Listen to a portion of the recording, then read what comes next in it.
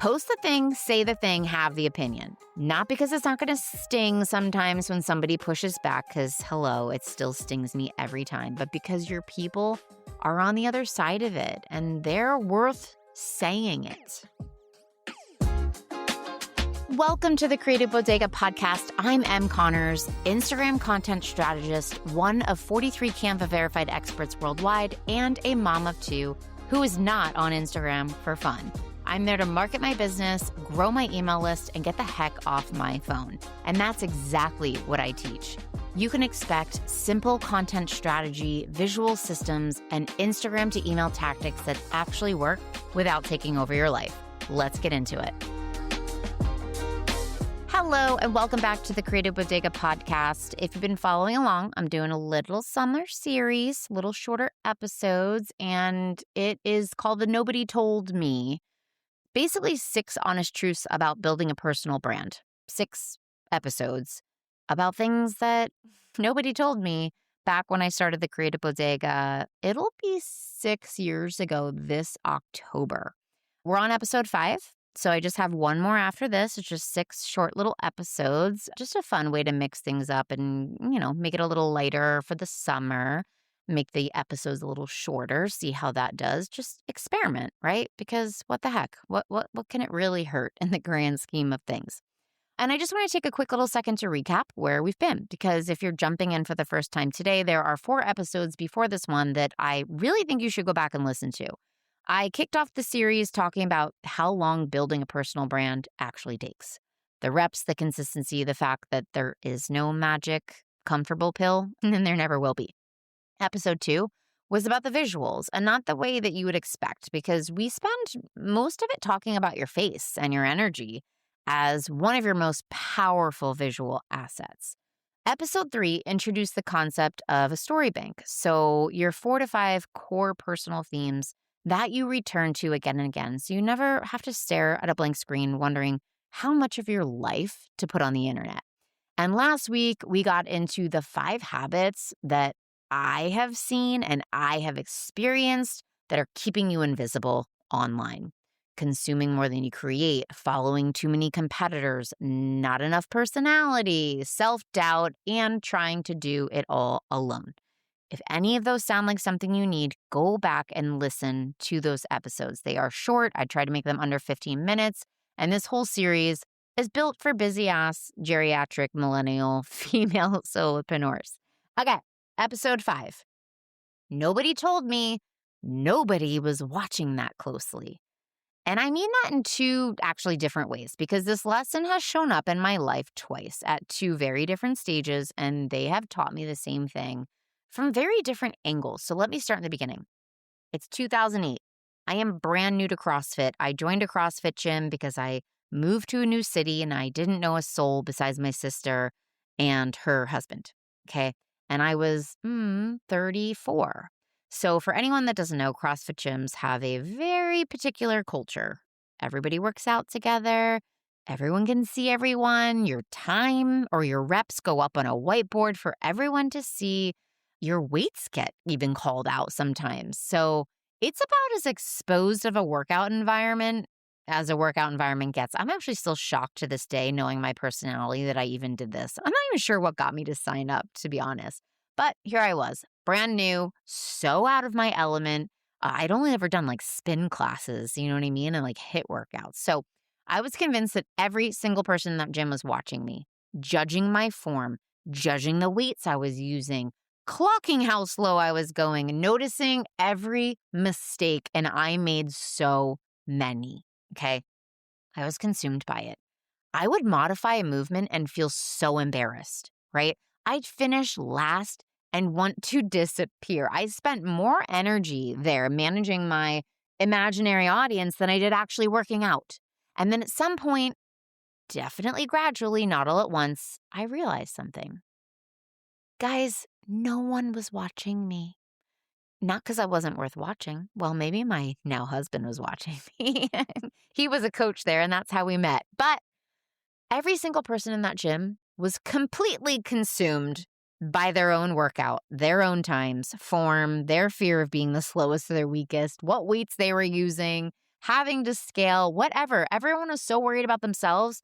There was genuinely no bandwidth left to worry about little old M in the corner, which you better believe I put myself in the corner. I put myself as far away from everybody else as possible. And that realization changed a lot, not just about CrossFit, but about life. Like we walk around assuming that we are the main character in everyone else's story. I hate to break it to you, I'm really excited to break it to you that we're not. We're barely a supporting role. We are barely a blip on everyone's radar. Most people are so deep in their own heads, in their own feels, in their own insecurities, they barely register ours. And we give ourselves way too much credit, assuming that everyone's watching everything we do and judging everything we do. And I mean that in the kindest, most hopefully liberating way possible. So now let's fast forward today. Okay. I'm 5.5 years into building the Creative Bodega, over 125,000 followers, a real audience, right? Real community, real ass business. I feel pretty legit at this point. I'm not going to lie. The fear of what people think has not gone away. I wish I could sit here and tell you it has and been like, you'll be free one day. It's just honestly evolved into something different. Because here's what nobody tells you about standing up to stand out. The more you do it, the more people you attract who want to knock you back down. The more specific your point of view gets, the more someone's going to disagree with it publicly. The more personality you bring, the more someone's going to find it annoying. And the more visible you become, the more you become a target for people who have nothing better to do than to be combative with strangers on the internet. And I hate it. I hate it. I want to be really honest with you about that. I hate it. It crushes my soul in a way that I have not fully figured out how to block out.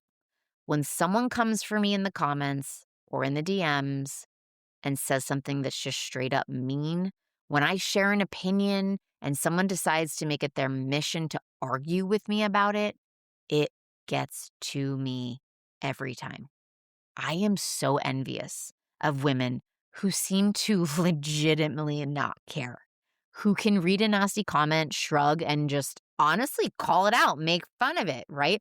Who have fully internalized the whole let them mentality without feeling like a performance. I am drawn to those women. I follow them because I want their energy so badly. I want their mentality. I study them. I want to be them. And I'm not fully there yet. And I don't think I ever will be because I just don't think that's my personality. But here's what I do know. And this is the thing that keeps me posting anyways. And I'm not even that super opinionated, okay? And my personality is not that strong that I don't think I turn many people away. But there have been times when I have said things that have turned people off. That same visibility that attracts the combative stranger also attracts my person. So I put a reel up about yapping. I called it effing stupid. I kind of went off about how they're talking head reels and we've been doing these since the dawn of time and whatever. I was having a moment and I talked about it publicly. I got the most followers from that reel than I have in months. I got over 250 new followers. And I also got a lot of hate. And I guarantee I lost a lot of people too. There is the woman who reads that same post where these women wanted to knock me down and call me jealous and call me insecure.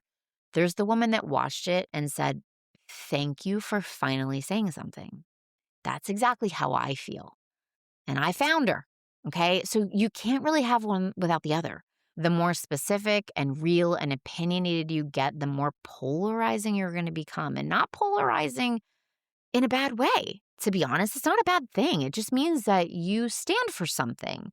You're standing up to stand out. It means you're not beige. Okay. It means the right people can find you because you stopped hiding behind content that was designed to offend nobody and therefore connect with nobody.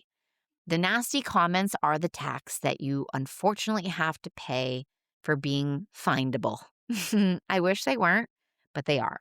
So here's what I want you to take from this episode. First of all, no one is watching you as close to you as you think. You're giving yourself way too much credit.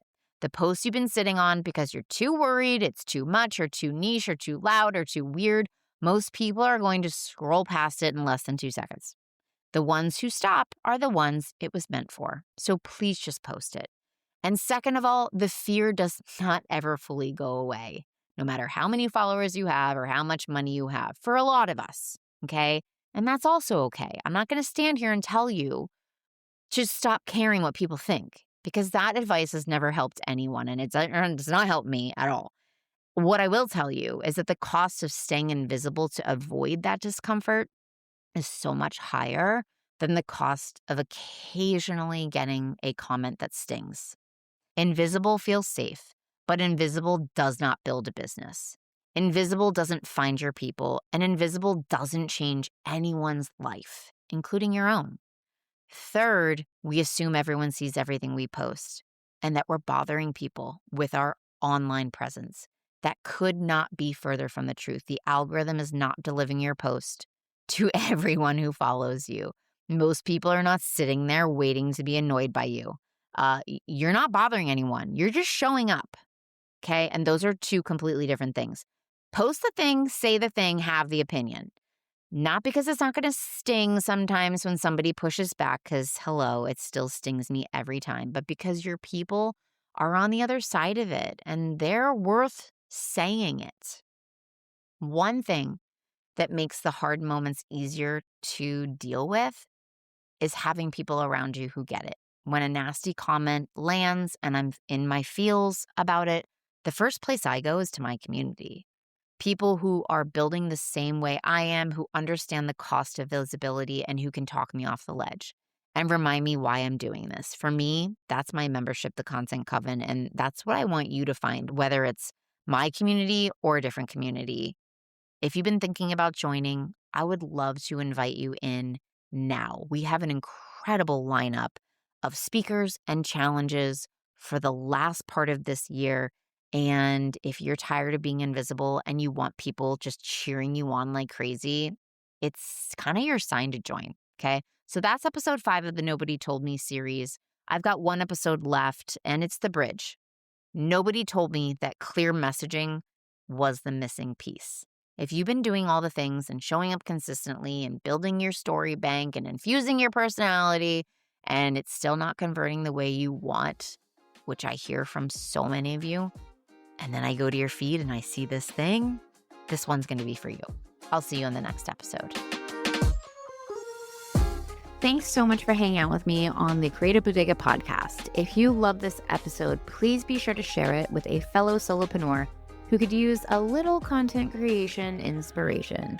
And hey, don't forget to check out the show notes for any resources I mentioned on the episode to help you create content that feels easy and actually gets you results. If you want even more Canva and content tips, head over to my website, thecreativebodega.com, or find me on Instagram under the same name. Until next time, keep creating, keep showing up, and most importantly, try and have a little fun with your content. I'll see you on the next episode.